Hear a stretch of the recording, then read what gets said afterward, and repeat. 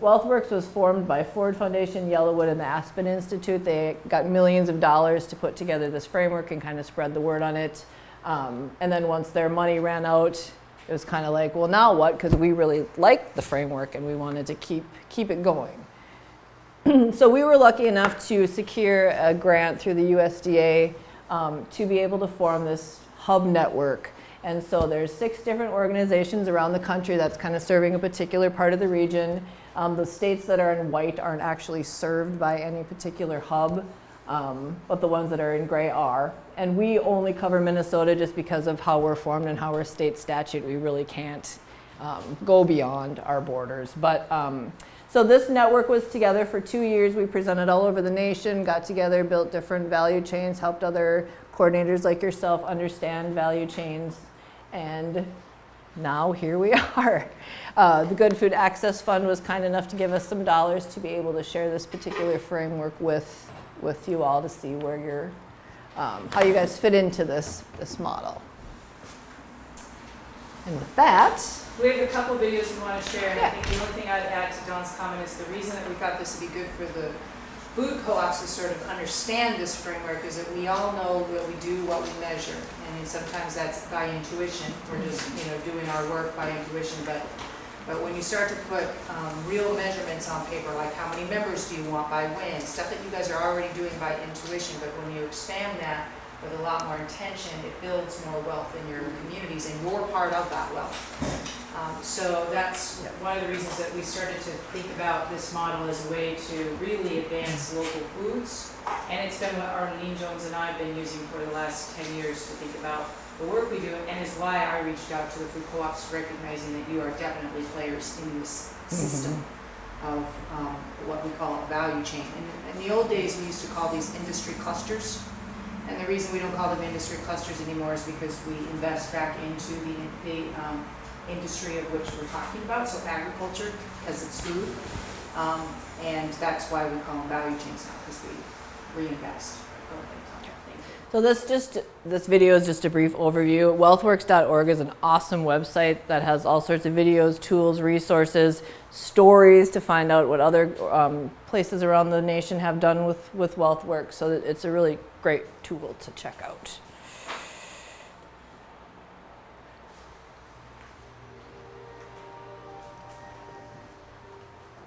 I'm raising my kids in this community, This is and as I loud want as it them goes. to grow up and see the same things I saw. Changing these conditions in these communities have to be done from the inside out. When you get people that are committed, that are on the ground, that live here, that breathe this poverty, that's the only way we can get out of this gut that we're in.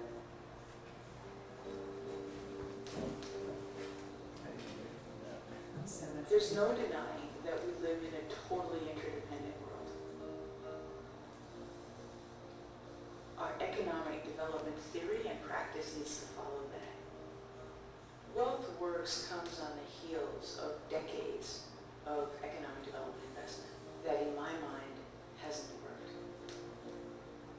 And there are a lot of other things that come into play as to what thriving economy really looks like. It's driven by the kind of people that we produce, the kind of values that we hold, the place where we live, the food that we eat. How do we get local people more involved in what the call for resiliency looks like? The success of WealthWorks is that we have tried it and succeeded with it in communities where traditional economic development is given up. These are areas where the resources have been extracted, things that are grown have just been exported, where individuals have been trained for jobs that don't exist, where young people are leaving the area. We have amazing traditions of self-reliance and cooperation and helping each other in times of trouble that we can remember and build on. If we do this, we're returning to or reinforcing some parts of our culture that maybe we've lost. The goals of WealthWorks are really threefold. To look at multiple assets in a community that you're building. It's about local ownership and control. And finally, lifting up low-income individuals, businesses, whole neighborhoods in a very intentional way, and incorporating that into the strategy from the very beginning.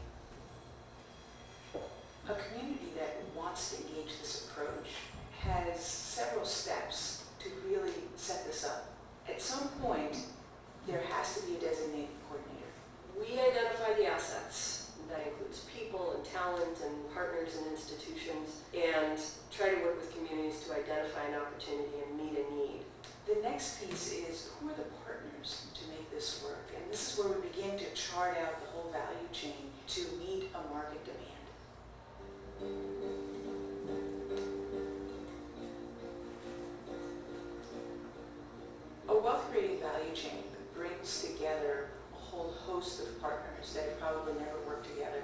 You're looking at a whole economic system, and it works from the bottom all the way to the top. It's people, you understand, that you're connected with. We're totally dependent on each other as well as anyone. Because you get in a poverty area or somewhere that's been downtrodden, and you come in and fix your house up. One house alone has employed the salesman at the lumber company. He's employed the loaders. He's employed the lunch worker. He's employed the gas station attendant. Traditionally, you have a supply chain, you buy the cheapest supply you can get, but with a value chain, you buy the supply to benefit the community.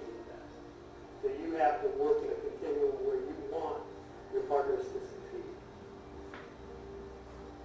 The purpose of local ownership is to allow wealth to stick locally. But those benefits aren't just financial. They're also in terms of the skills that are being built, the knowledge that is being built to ensure that all of those 8 forms of capital that you're impacting benefit the community as opposed to being extracted. Changing our mindset is what we had to do, and people realize that they're in control of their own destinies. Instead of waiting on jobs to come, they're creating jobs now and seeing themselves in that position. We can get to the goals that we want with better local economies. This is a really powerful tool to be able to do it. Value chain work is important, whether it is energy or food or forest products, because it's a sustainable way of making a difference. Value chains can work in any context. If you can make them work in persistent and poor areas, you can make them work anywhere. And I think that's what we're proving through the whole WealthWorks approach. It's not an easy process, but lifting up the positive in a community and building on those assets without harming any other assets becomes infectious. I think once people have hope, the rest will come. That hope, I think, is going to be the driving force that will change these rural communities, these poverty-stricken communities. We live here. It's who we are, and we're going to stay here. So as long as we're going to stay here, I'm going to make a difference. And I want to stand in the gap, and I want to make this happen. So I think, and as the woman here with the short hair, she's one of our partners of the Communities Unlimited group, that I think this really depicts how WealthWorks has been played out in very poverty-stricken areas, which isn't necessarily our region in most parts of it. But that said, what she said, it applies in that if it can be done in those areas, it certainly can be done and is being done. And we've been working with it for a decade now. And so we know it can be done in other areas other than just poverty-stricken areas. So I wanted to point that out. It has been a merge between community and economic development. That's what this is. And you are part of that as a partner.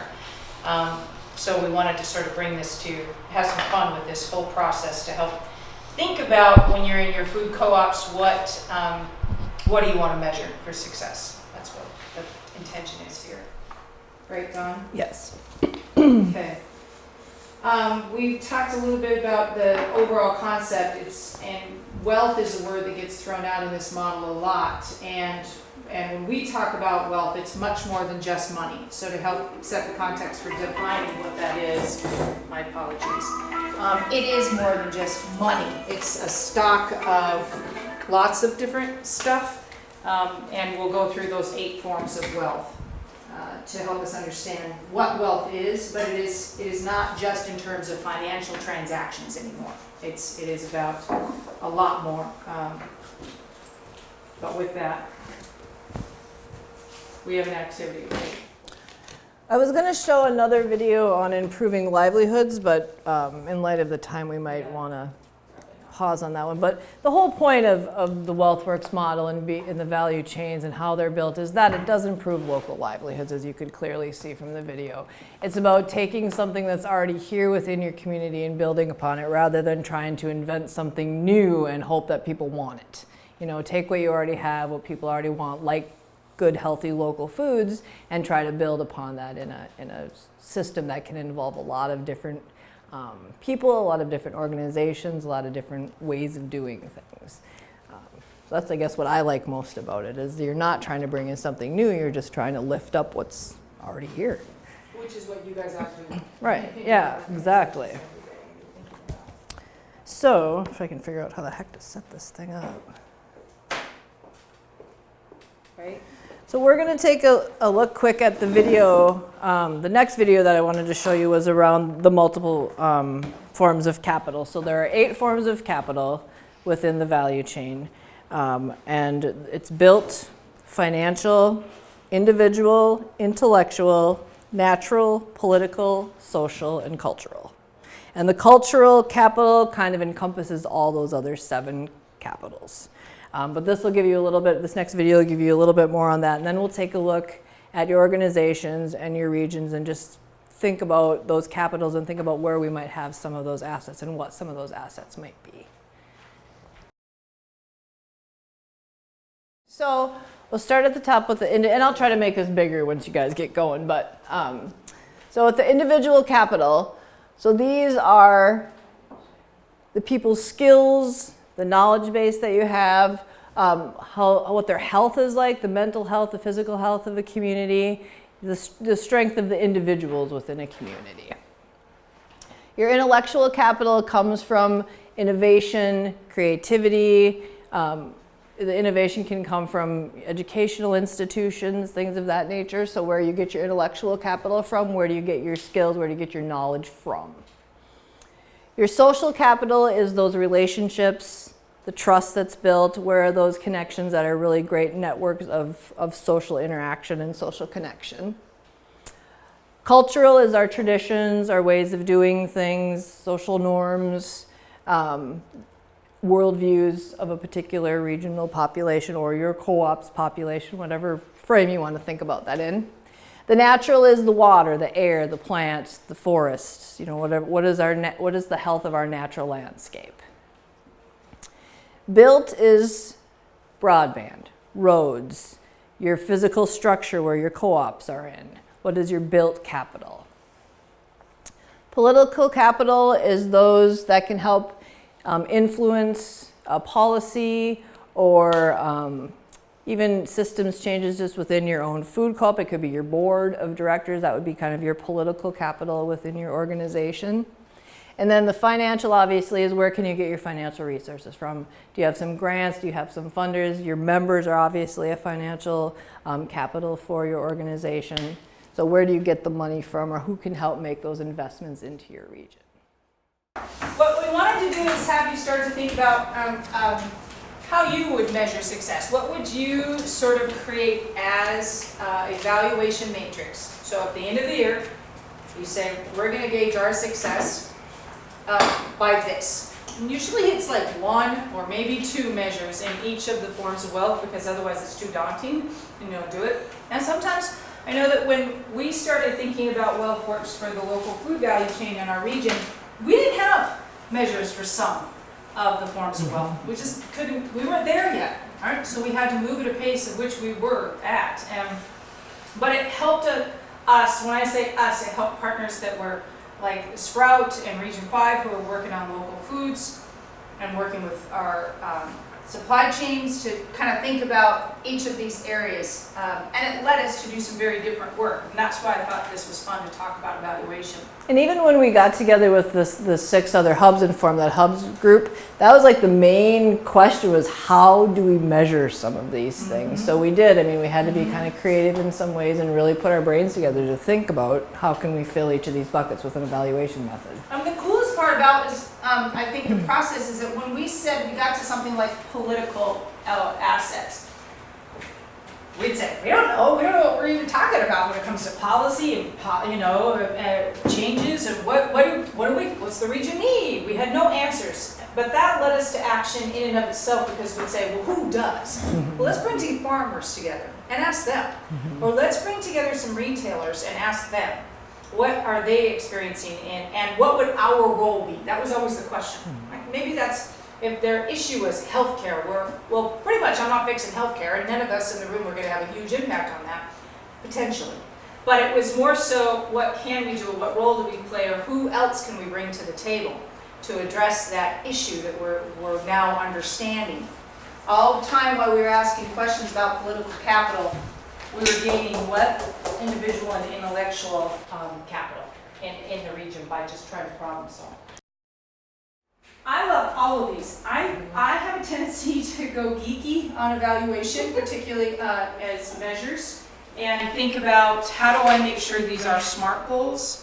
So I want to make sure, and Bonnie alluded to that as well, that I know they're really attainable. Because if it's a goal that's not truly attainable, then maybe I need to shift that or think about it for later, not put it in the parking lot.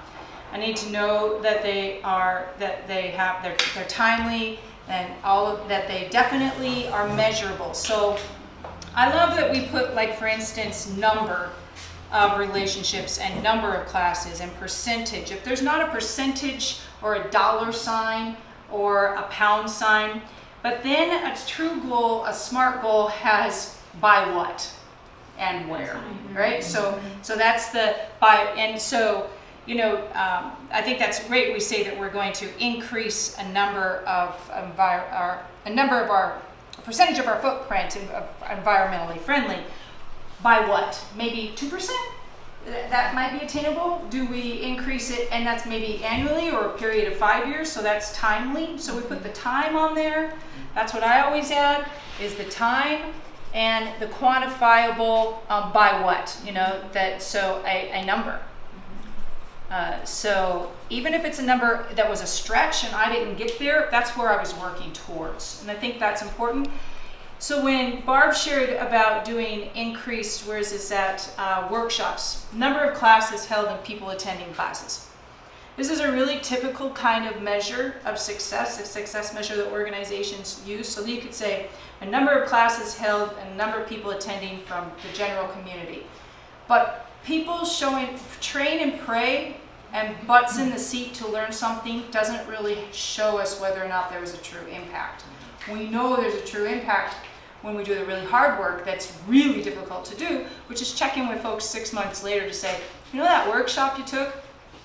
What did it mean to you? And how did it impact what you do on a daily basis? And how did it shape how you think? That's where you see the real shift, not how many people showed up. Our success won't be that all of you showed up here today. It will be, what did you do with any of this information 6 months from now? So that's how we measure success, is a little bit differently around. And then the who always matters as well, to whom. So you've done a great job about words like this: volunteers, the boards, the farmers, this would be general public, right? You've got a wide variety, and I always look at that who after I get all of my success measures done, and I say, is there a population we intended as a board through our strategic planning or just our talks, coffee talks, that we really wanted to impact that's not listed here? Because if we're not measuring success around that population that we want to impact, so if we say, hey, one of the things we're doing now is we're going to start doing more pounds of food that are culturally appropriate. So we're going to have a certain kind of food in my store that is appropriate to a community that's emerging in our area, or existing. Maybe it's tribal, the First People, that we are expanding our food. Well, I'm going to expand that by pounds, so that's going to be a goal. Maybe that's under natural resources, whichever of these what we want to apply it. If that's what we do, then we actually need to come back and measure, are they there anywhere, right? So if we say, the board says that they want to have more of a relation and more of a presence and offer more foods to indigenous people, where is that? Anywhere in our goals and our measures of success, because we do what we measure, and if it's not there, it will always be coffee chat. And it takes a while sometimes on some of these, but that's the one lesson I think that we've learned, is that if we don't have it as a measure, we lose track of it. And it always becomes one of those things that we just want to continue to do. We want to connect with low-income people. We really want it to be accessible to food co-ops, to low-income people. If we don't have a measure that says we want to have X amount of memberships for low-income people by this time, it doesn't resonate. Y'all know that. So that's I think about those goals and strengthen them. And part of what we're able to do, and Don and Stacy are also becoming very, very good at this, is looking at goals under the WealthWorks model and thinking about, we ask questions, who is it that you want to serve? What are your goals as an organization, as a board? What do your members want? And certainly then trying to strengthen these measures for you. It becomes easier to track as you do it one year. The first year that we did it with Sprout, it was a bit painful. It was painful to figure out who's measuring what, because not any one organization is always rowing the ship or steering it, either one. So we had to come together and figure out how we were all going to populate numbers. So that might be the case when you're working with your chamber, or you're working with another organization that's doing the education, like Sustainable Farming Association or Extension Educators, or whoever's coming in and doing the education. You might need to gather information from them to be able to report to yourselves whether or not you have any success on those, which is fine. But that creates what? More social capital, because now you just develop more relationships with more people in more meaningful ways. So that's what we wanted to kind of go through, is think about, we'll send this out to you, it's just food for thought on how you can revise these. And then the last thing I'll say is never be afraid to shift them. Once we started with some goals, we said, well, we didn't know what the heck we were even talking about when we created those measures of success. And clearly it's not something that we're going to do right now anyway. So we changed them. And that's okay, right? Because you get to define what success is. But this helps you put some intentional thought, hopefully, around what you're building success on. That's I think what I wanted to share. The social and cultural are harder, but they come in all of those qualitative ways that you tell stories, in all of those ways that you're impacting people's lives. What you built today of telling that story around that customer that came in because you provided some individual capital, teaching her something, changed her life, that's a story that builds this network's social capital, right? So telling those stories in different ways are what builds those buckets. I think that's what we wanted to try to achieve through this very short time. This training is literally done the way it should be, is like 3 full days, very deep and lots of exercises, and it's so we gave you the quick and dirty version, and hopefully it just starts to help think about how you're thinking about your work and your role with all the other partners out there, that you're not certainly on an island. You've got lots of folks. Yeah, and you have Cheryl and Stacy and I as resources as well. And like I said, that website, wealthworks.org, is fabulous. So many, you can, it's a free-for-all. Every resource is there. You can print off copies of things, watch videos. It's a pretty great site.